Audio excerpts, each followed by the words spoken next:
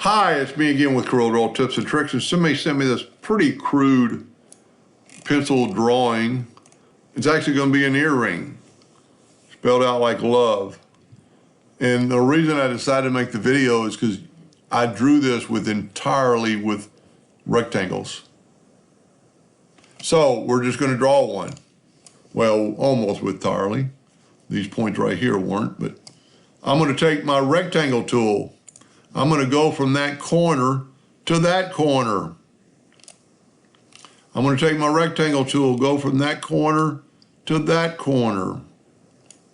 I'm going to take my rectangle tool, I'm going to go from that corner to that corner. I'm going to take my rectangle tool and go from that corner to that corner. Excuse me, I'm going to actually go to that node on the edge and go to that corner to that corner.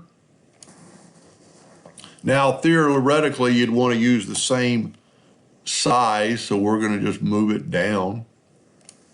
Have it like right there. Now, the only part I had to kind of hand draw, and then there was a way to figure out, make it perfect. I'm going to use my 2-point line tool, and I'm going to go from that edge, let go of the mouse button, and then go to that edge. And then to make them both equal, I'm going to hit the plus key on the keyboard and mirror that. And then I'm going to grab that 4-point cross and I'm going to put it like right there. At least my drawing is equal. Their lines are a little bit off. Now I'm going to see what my nudge factor is. This thing is like 2 inches. Make my nudge factor 3. And I'm going to just nudge that out of the way. Then I'm just going to take my virtual segment delete key, and I don't really even have to do this because I could use the Smart Fill tool. Whoop. So I'm not really close enough on that 1 point. It's got to be right there, and we're going to probably move that anyway, but we're going to go ahead and go down and then take the virtual segment delete key and delete. Well, what it is that other box isn't quite on the line. So let's just, the best way to do something like this is go to object and convert it to a curve, and then you could get both handles of the box and just kind of sweep it out.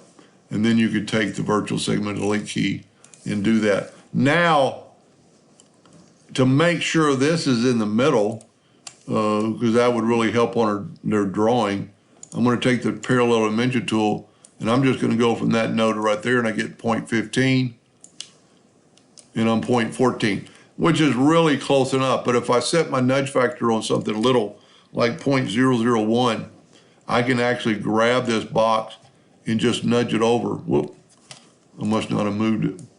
0.001, and just nudge that thing over till it hits 14, and there you go. It ought to be dead on or close enough, and you could get the decimal places out there and be perfect. And on this particular one, well, I deleted something. There we go. I need to just delete that line. Now this is where you could use your Smart Fill tool and don't have to cut those lines, but I always take a rectangle, fill it around, take my Smart Fill tool and fill that in, and voila, you have a, I don't particularly think it looks that good. She's coming over tomorrow to, actually I'm gonna cut some out for her. And of course you'd wanna make sure that those 2 lines are equal, and they are. You know, maybe make sure those 3 lines are a little bit off on that bottom one, but that, you know, is hand drawn, and just depending on how well you want it, you could move all those to the same line.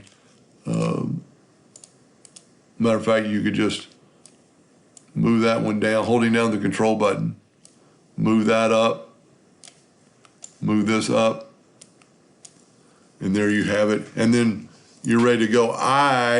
This is supposed to be the O and the V, and it just kind of looks funny, but I'm going to let her make the call. Anyway, so that's drawing with rectangles. Hope that helped.